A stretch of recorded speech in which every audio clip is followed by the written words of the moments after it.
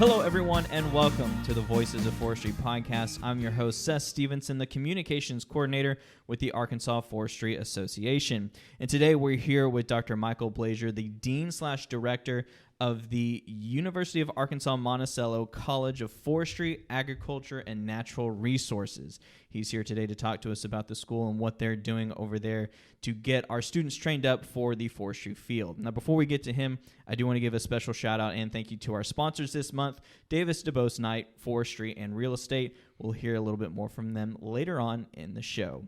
But for now, Dr. Blazier, thank you so much for joining us today. All right, pleasure to be here. Now, you're pretty new to this position, correct? That's correct. Still got a lot of water behind the ears. Okay. Let's see. Started last July in this appointment, so just about to survive our first school year, or my first school year in this position. Okay, awesome. But this isn't your first rodeo by any stretch of the imagination. No, I'm kind of an old hand, I guess. Let's see. Yeah, I came into the position after about a 20-year career as a faculty member with the Louisiana State University Agriculture Center. I was based at a research station on the Arkansas border. I used to joke with folks that I was Louisiana's first line of defense against Arkansas. So Which I guess is, I kind is possible threat. I understand. of. Well, I guess last year I went native and I hopped across that border, and been a very exciting move professionally, and happy about the things I'm able to pursue now. And I know when we were all very excited here in Arkansas to hear that you're going to be filling the position of the Dean/Director of the college. I'm not going to say the name again because it's way long, but we were very excited to have you come in. We had worked with you before. I believe Max specifically had worked with you a couple times before. That's right. In fact, my career was spent as a faculty member in close collaboration with a lot of the folks with Arkansas Forestry Division, and particularly the UAM at that time School of Forestry. I go back about 15 years collaborating with Matt Pelkey and former professor Hal Lichty there. We did a lot of research together on bioenergy, and also did a lot of cooperative extension collaboration with Kyle Cunningham before taking the position. And you also, just to give our friends over there in Louisiana a shout out, you were also a guest on their podcast. That's right. I was guest 1.0 for their podcast a couple of years ago now. Well, we're glad to have you here on our show today. But Dr. Blazier, let's actually, if you don't mind, if you could just give the folks who may not realize, just give them an idea of what UAM is, and specifically the Forestry, Agriculture, and Natural Resources School. Okay, well, something I think it's always a daily point of pride to me going into the campus there, that it proudly proclaims on the signage going into the campus that it is Arkansas's only school of forestry. Has been that way for quite a while, and it's a very big niche to fill. And feel like the campus is in a perfect position to do so. I mean, where we're located is really in the heart of a lot of the forestry industry of South Arkansas, but we also have statewide presence. Really, our faculty do research statewide, and that gets incorporated in their teaching, so that our students kind of get educated in the latest practices in a big diversity of disciplines related to forestry. And I know that you guys aren't just kind of stuck there in the Monticello area. You guys are constantly traveling around the state. I mean, heck, you're up here in Little Rock this morning, but you guys are constantly all over the state. That's trying correct. to help educate folks. That's right. I mean, Arkansas is a great state to be doing a forestry research and education career. I mean, you don't have to drive too far into Arkansas, and you're changing ecosystems, and there's a wide array of issues that need to be remedied across the board in our ecosystems, and our faculty are doing research on that. And like I said, our students profit from that latest information gets worked into their course curricula. And you're bringing up something that I honestly didn't think about, and I think other people might not think about too much, is the research aspect of schools like yourself. Can you just kind of talk about what you guys are doing research-wise to help the forestry industry here in Arkansas, and I'm sure other places as well? Okay. Well, we touch on really all the major aspects of forestry, from the from the silviculture, forest health issues to the economics, marketing, to the human dimensions components of what informs the management of forestry. Not only that, but we have close connections with our wildlife faculty who are working heavily on wildlife responses to changes in forest environment, which themselves are changing in response to climate variability. And one of the new things, and please correct me if I'm wrong here, but you guys have the Center for Forest Business that was just started here recently by Dr. Matt Pelkey and Dr. Nana Tien, I believe, as well. That's correct. Both Matt and Nana are kind of our leading faculty in that new center. But a little bit about that, it was the culmination of several years of development that my predecessor Phil Toppy and Matt Pelkey worked together to kind of create the vision for and the nuts and the bolts of what would be needed for a center that really helps first shore up the existing forest industry, but also grow the forest industry of Arkansas through a lot of technical support. And starting in the 2020 legislative session, there was some initial funding for that, and in this one that we've just completed, we have now recurring funding for this center. So what that gives us the ability to do is add more technical expertise.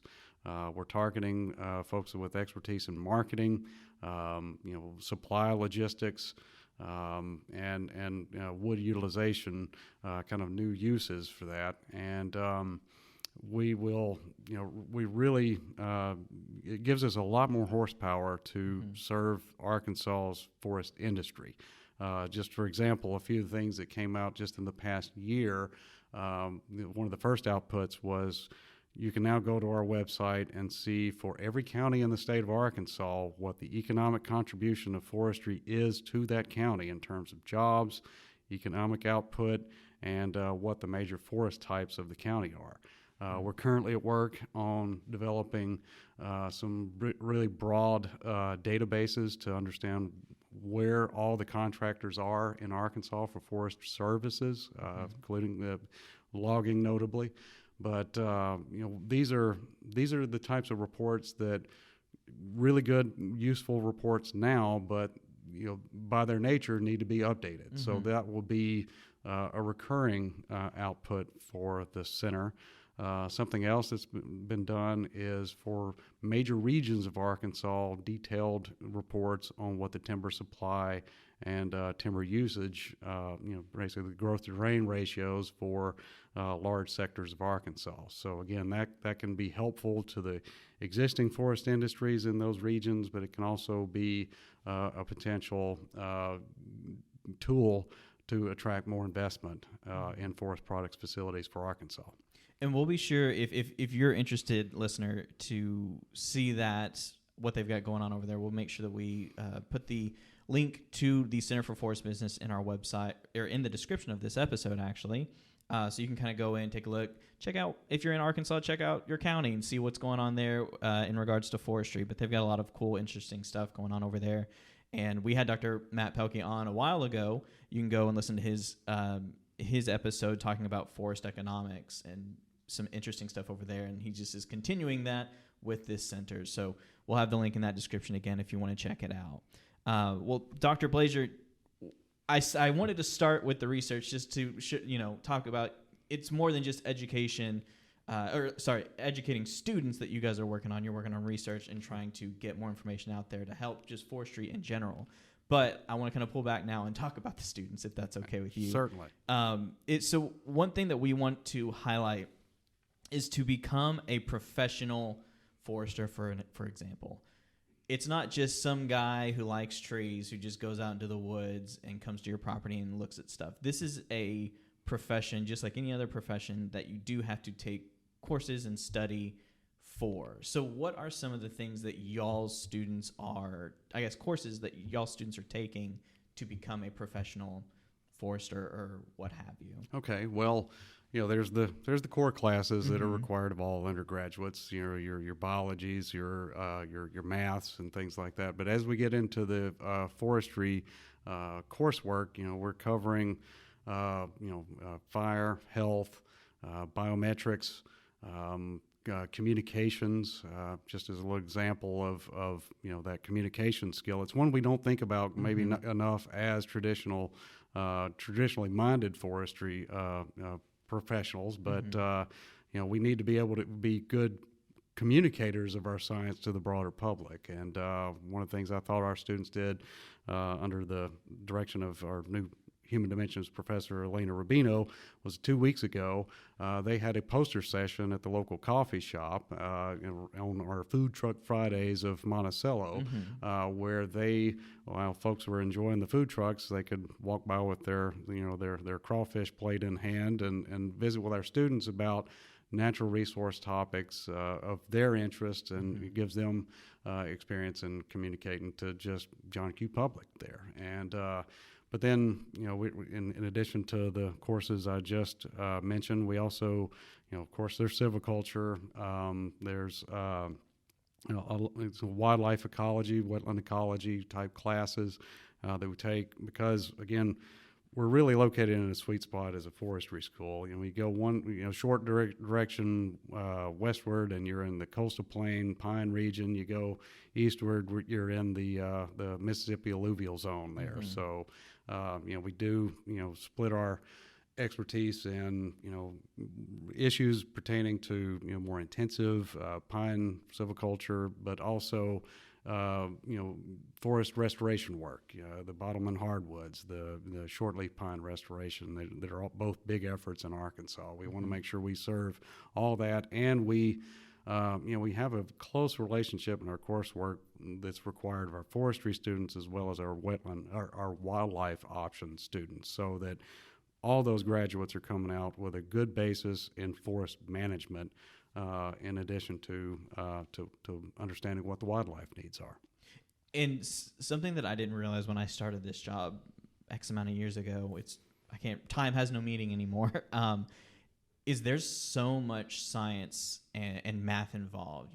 It's hard growing up in an age where you go to high school and all you hear is STEM, which is great.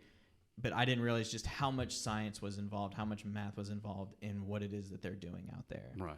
So I'm sure that's a lot of what you guys are trying to get them accustomed to in class. Absolutely. I mean, they work through their general math courses up through trigonometry, and then we get quite a bit of extra exposure to that through our biometrics courses, our forest management courses. Also should mention forest economics as being one of those emphasis areas, as well as spatial information systems, our geographic information systems, which is its own sort of math there. But so our students are getting exposure to a lot of growth and yield modeling, the formulas, the regressions that go with that type of modeling. They're getting the math behind the equipment we use to measure trees and predict their growth. Okay. And one other thing too, I kind of wanted, while we're on the topic of technology adjacent type things, I mean, with your experience in education and in doing stuff like this, has the growth or the evolution of technology been a pretty rough thing to try to keep introducing new types of technology, or has that been pretty easy to get into the classrooms? Oh, it's been pretty easy to get into the classrooms. We really do benefit from the fact that we're the forestry school for the state of Arkansas. We do have good resources from the UAM campus, as well as resources from the University of Arkansas system of Division of Agriculture. So all that helps us attract top shelf talent to our faculty, and not only that, but we're also work to stay closely involved with the forest industry. Like last fall, sent out a survey to a lot of our employers and our alumni, getting feedback on our current curricula, and getting their perspectives on any new things that could be introduced. Certainly, one of the more forward-leading parts of our in our profession, I think, is the UAV, the drone-based platforms for remote sensing. And, certainly there is a perception among our employers that we can, enhance that. In fact, our new geographic information's professor, Hanby Zerkani, recently purchased a really high-end drone, and he's flown it across campus, and just seeing some of the things it's able to do with showing you the telemetry and the imagery is really remarkable. Awesome. Well, and I'm sure, I don't know if you're going to let students get their hands on the high-dollar drones just yet, or if there's maybe there's a little bit of practice. Maybe they practice a bit before we turn them loose on Get that. some of those cheap, like $5 ones, and let them crash those into a couple things first. If Toys R Us were still around, we'd go buy a bunch of those first. So yeah. Well, you mentioned something too, kind of talking with alumni and other partners, that leads it pretty excellently into my next question: is what exactly are you guys doing? What's the school doing to maybe help make sure that these students who have spent X amount of years learning about all these different topics, what are you guys doing to make sure that they have good opportunities to enter into a job once they graduate? Okay, well, first of all, I've never seen the job market in forestry this hot in my entire career. Okay. Really, a student would almost have to try not to have a job right now. Okay. And I think as a response to that, it's been a very busy year this year with several potential employers that have reached out, and this is certainly something I encourage for others. They've come in, hosted luncheons in our department. We bring our students in on that. They get to learn about the companies that are coming in, and some of them have even come in with internship and job applications that they fill out and come right back the next day and interview students who have who applied the prior day. So we've had excellent job placement over the past year, and really just I think the more it puts more on me to make sure I stay out here, trying to visit with our clientele statewide to make sure that they know that we've got as many students. We're first of all trying to bring in as many students from the high schools as possible through our recruitment aims there. And then as their students, we do everything we can to communicate with them when job opportunities come along. Those that I'm approached on, we also have a recruitment officer, and she helps corral a lot of these job offers. We've got a hard copy jobs board, and we also have electronic jobs boards that we share information on job opportunities with our students every time they come in. And I realize now, after I had listened to myself ask that question, it sounded a lot more accusatory than I probably meant it. No, I didn't take it that way. Awesome, at all. good, because I was like, "What are you doing?" Now, but we know that we've mentioned this before on the show. Arkansas is very blessed, where our forestry industry is very close knit. From different organizations, different businesses, to schools, to places like the Forestry Association, we're all willing to work together and play nice, if you will. So I kind of knew where that question might be going, but it sounded a lot more accusatory than I meant it to be. And in fact, I'll take the opportunity to brag on Arkansas Forestry a bit. We recently had our reaccreditation visit with the Society of American Foresters, and one of the things that was noted and strongly by the review team was that you guys have excellent communication and support from your alumni here. It really seems like first of all, you don't have to go far to find them because they're all around you. But secondly, they're very vested in the success of your program, and that's something I'm always appreciative of. Awesome. Well, Dr. Blazier, I tell you what, we're going to take a quick break, if you don't mind, and hear from our sponsors this month, Davis DuBose Knight Forestry and Real Estate. DDK proudly supports the AFA. In 1962, Mr. Jerry Davis started DDK with a core value of wanting to help forest landowners. With the professional services that DDK provides, they allow landowners to have complete confidence in their portfolio, knowing that their property is managed at the highest level from an expert team with years of experience. Give Davis DuBose Knight Forestry and Real Estate a call today and let them help you begin your land legacy. 501-219-8600 or visit them at forestryrealestate.com. And thank you once again to Davis DuBose Knight Forestry and Real Estate for their sponsorship of this episode. So, Dr. Blazer, one thing I kind of want to talk to you about, you mentioned jobs. Students would have to work pretty hard to not get a job in this industry nowadays. But what are some of the other challenges that students might be facing here today?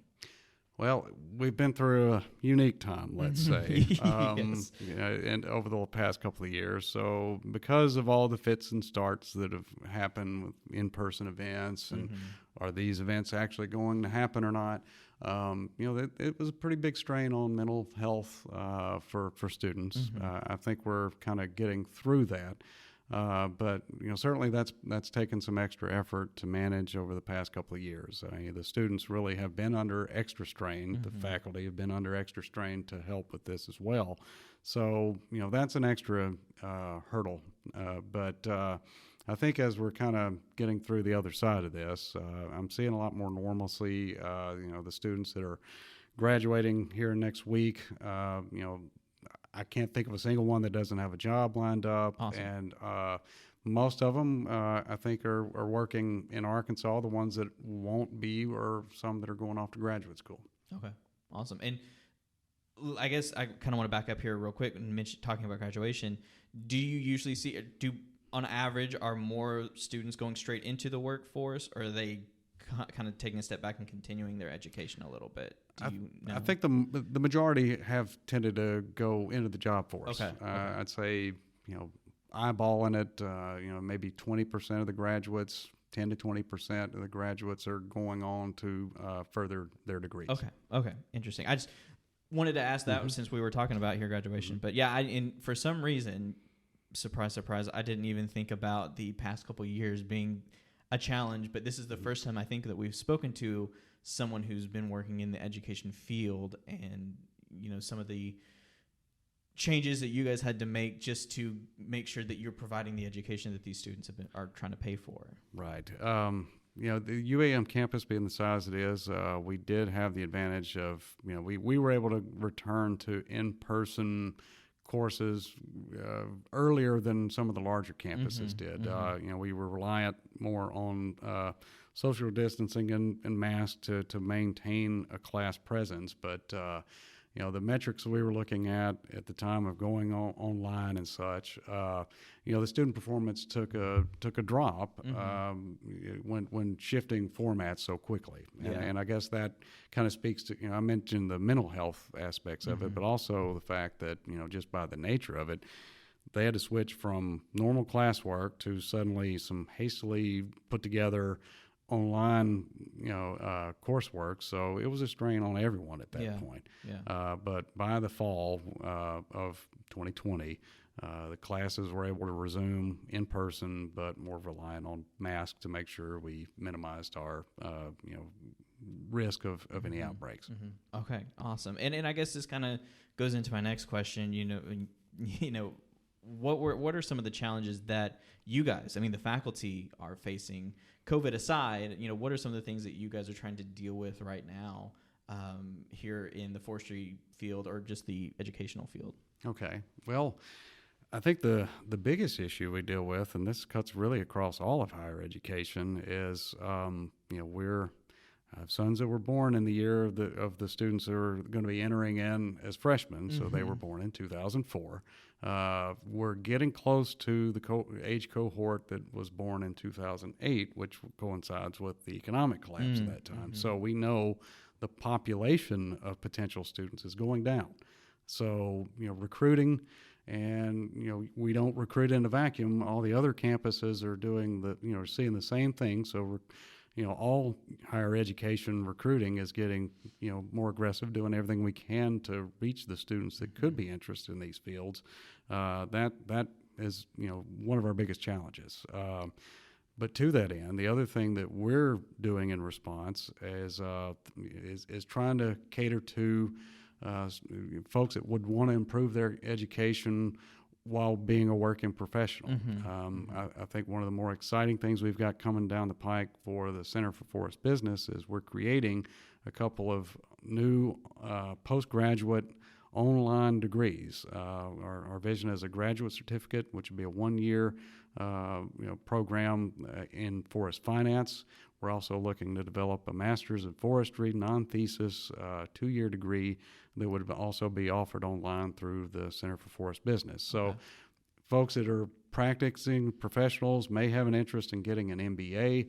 This would provide something similar to that, but more targeted at forestry. Okay, interesting. And I guess that's potentially one of the blessings of the past couple of years is we've had to adapt to doing things online, and I'm sure that has been a big boost in getting some of these things created. I agree.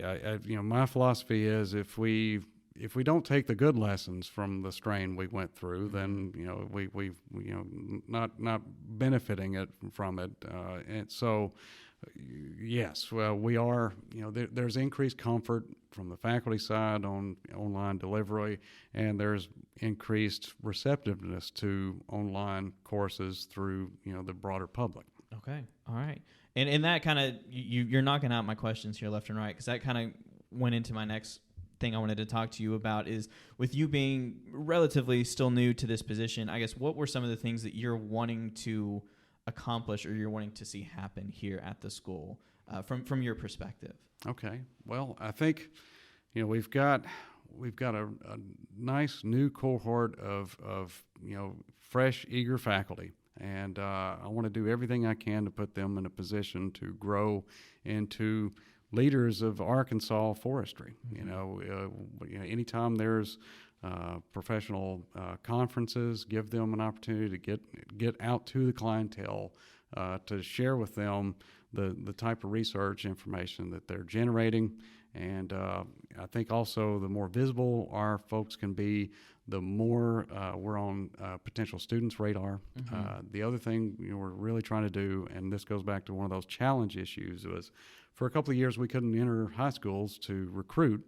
So, we're getting on the other side of that and really getting aggressive at visiting with high school students to raise awareness of not only our program but our campus as a whole.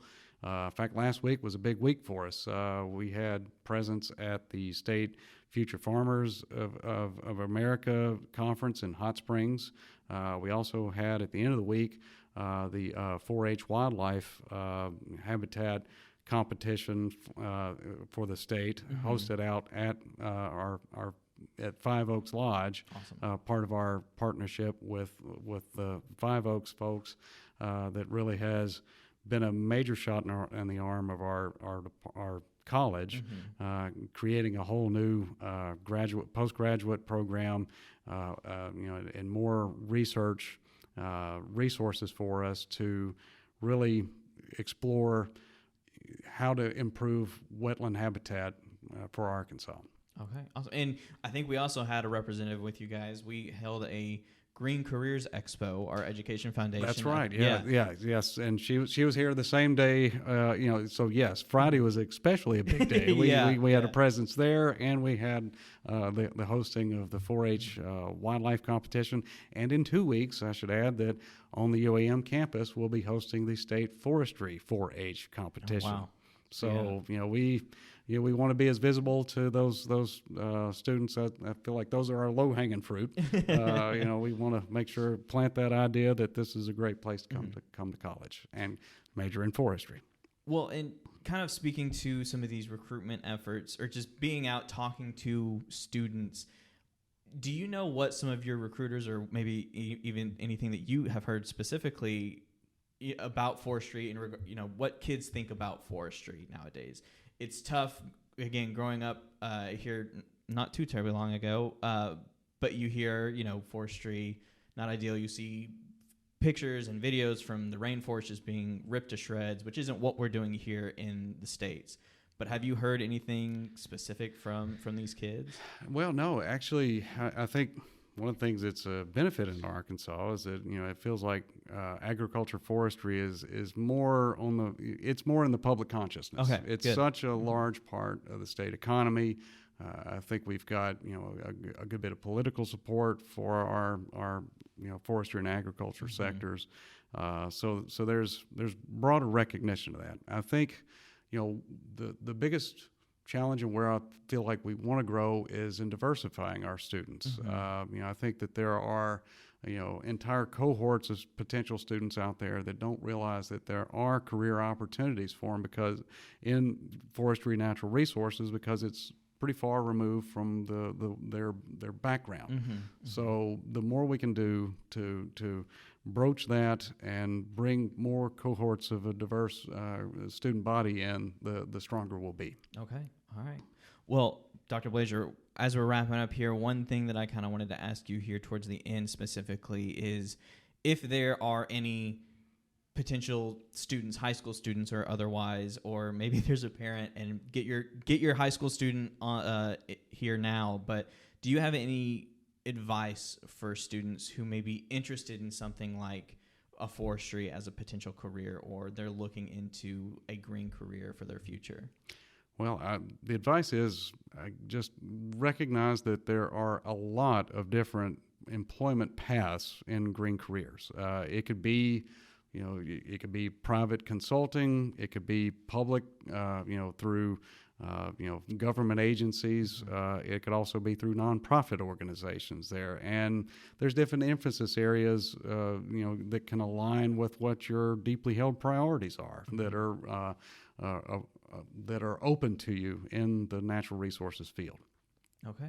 Well, Dr. Blazier, is there anything else you want to say or you'd like to add before we start wrapping up here? Well, it's I really appreciate the opportunity to be your guest here today, and I'll reiterate that our doors are always open to you folks that would like to come and major in a natural resources, forestry, wildlife type of major. So please don't hesitate to find us, and we're happy to serve Arkansas. And of course, we'll make sure we have a link to the school itself, along with the Center for Forest Business, in the description of this episode if you'd like to take a look at their website and what they got going on down there in Monticello. So, thank you so much. Awesome. Well, Dr. Blazier, thank you so much for joining me today. We really appreciate it. It's been a pleasure. Awesome. Well, we want to thank you guys for joining us as well this month for this new Voices of Forestry episode. I want to give another special thank you to our sponsor this month, Davis DuBose Knight Forestry and Real Estate. We really appreciate them supporting this show. They've been a sponsor for a couple different months now, so we really appreciate their support. And we also want to give a special shout-out / thank you to Rob McCormick / some guy named Rob for the use of our theme song, The Same Love. That's from his album, The Folkster. You can find more of his music on Spotify. And, of course, we'll always have his link in the description of this episode if you want to check out more of his music. And if you want any more information about the Arkansas Forestry Association, you can find us at arkforest.org. That's ARKFORESTS.org. And join us next month when we'll have a new topic, a new discussion, and a new Voice of Forestry.